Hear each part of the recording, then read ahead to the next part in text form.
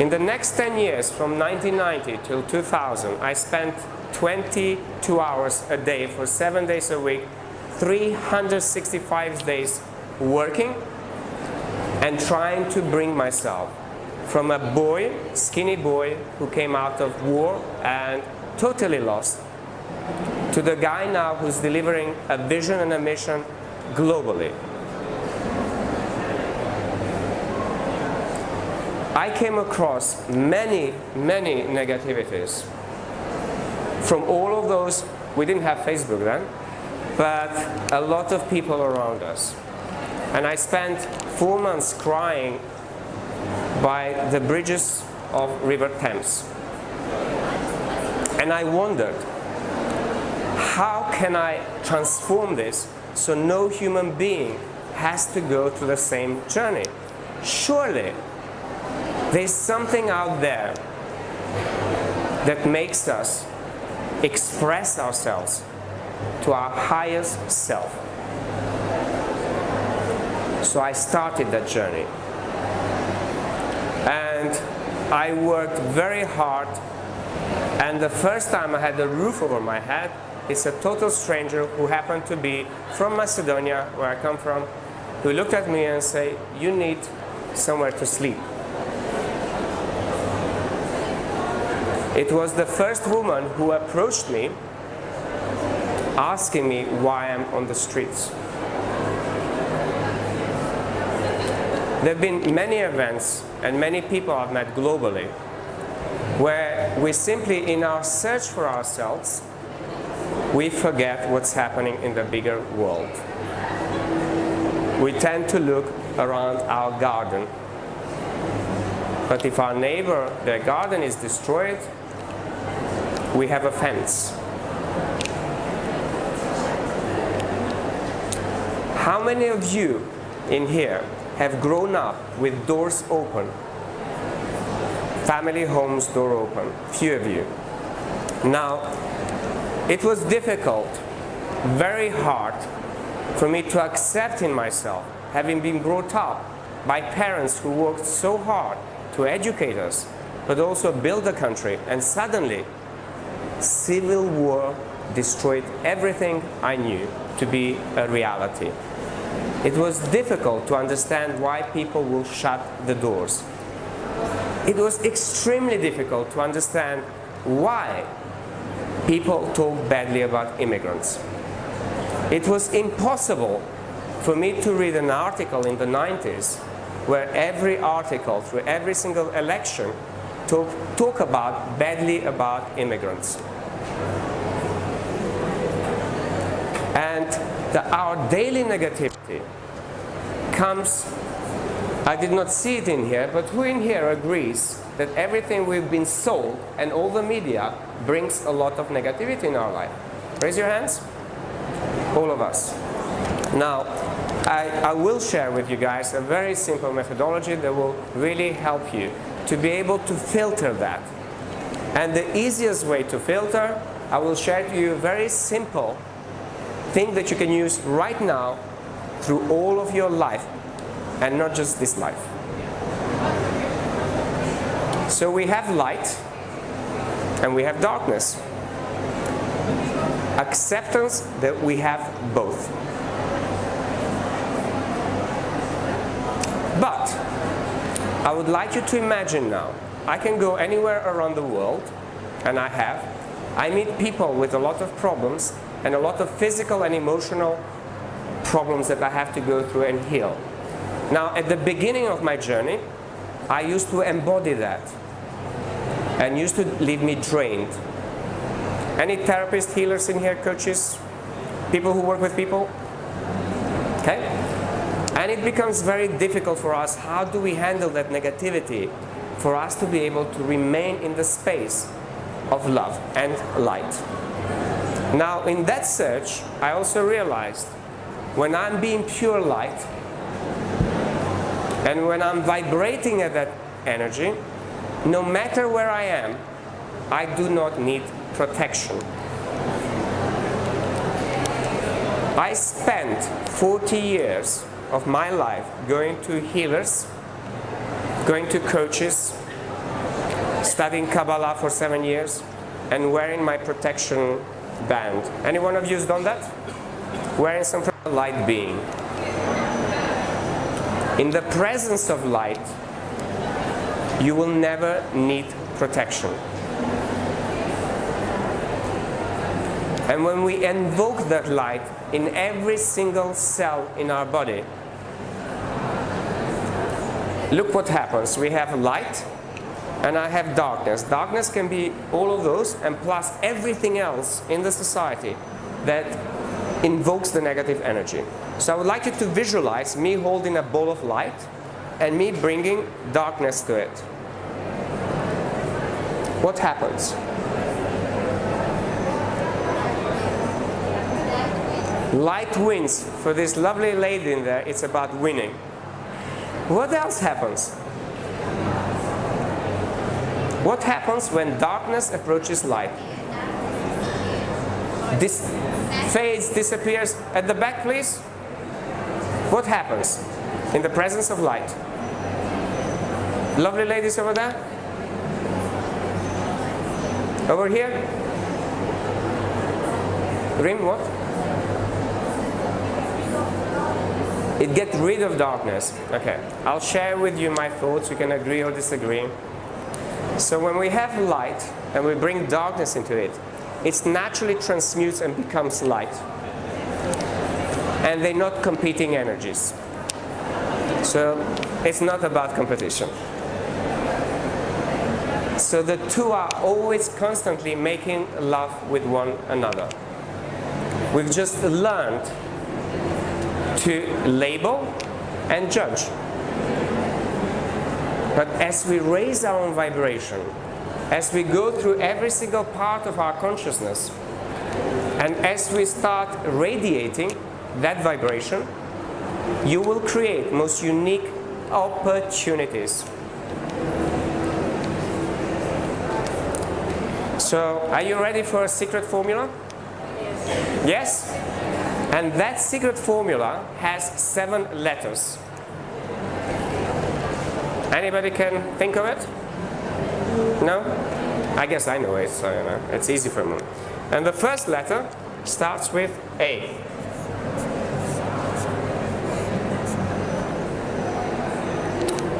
We are beings that we love to attain and entertain our thoughts and anybody who pushes our buttons.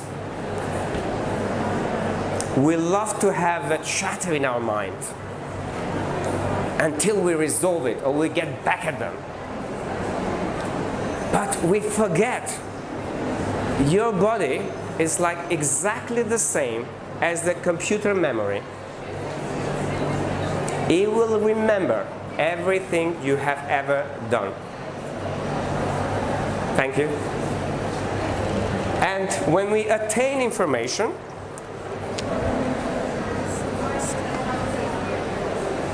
the next letter is T.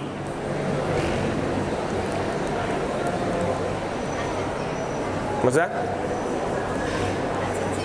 Attitude. We've got it. We've got it. Can we have a big applause in there? Attitude. Right.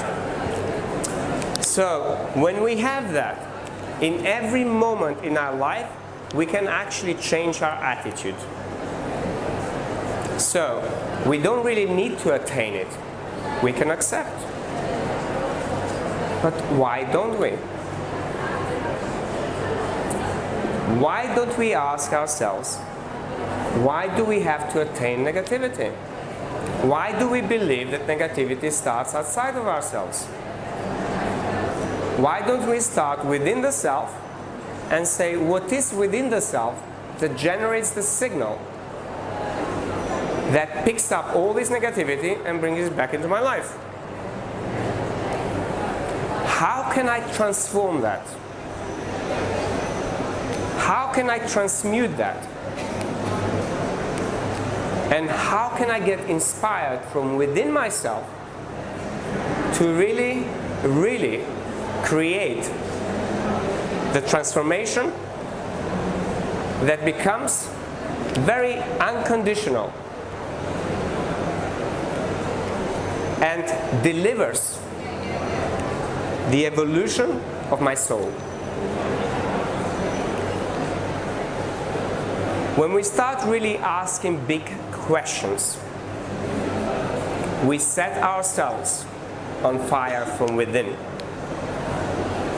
And it is those questions that will start you on your path. Now, the journey I went through, 10 years down the line, I invested a lot of time, energy, money in seeing most amazing people to help me, first of all, address the 7 layers of my consciousness, which I talk about in the book. First of all, the fears. Every single fear you can imagine of that homeless boy and somebody who survived the worst thing most of you probably see only on TV. Then once I had this almost groundiness around me, just to feel safe for a second, I started looking how I can master the emotions that were driving me. Every time somebody would say something, I would respond back to it. And when we respond, we attract this straight away. So then I started having tremendous pain going through my sexuality problems. And being grown up in extremely strict environment, communist environment, Christian and Muslim environment, the expression of my true self was 100% suppressed. Now, it's not about sexuality. For some of you, it could be something else.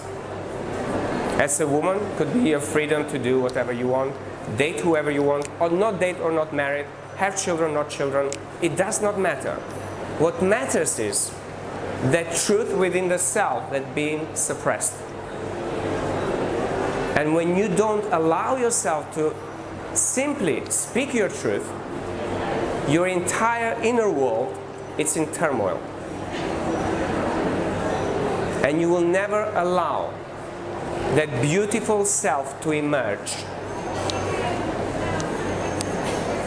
Anybody's been to Cambodia? No? Anybody's seen lotus flower in a lake? Yeah? Now, I was very impressed when I look at it. When you look at the lotus flower, it starts the life in the dirt. And it really, truly represented the awakening that happened in me. How from that dirt, something beautifully emerges that people globally can admire, take pictures, feel inspired, and put it on logos in body mind film festivals. And I realized that all of us are a lotus flower.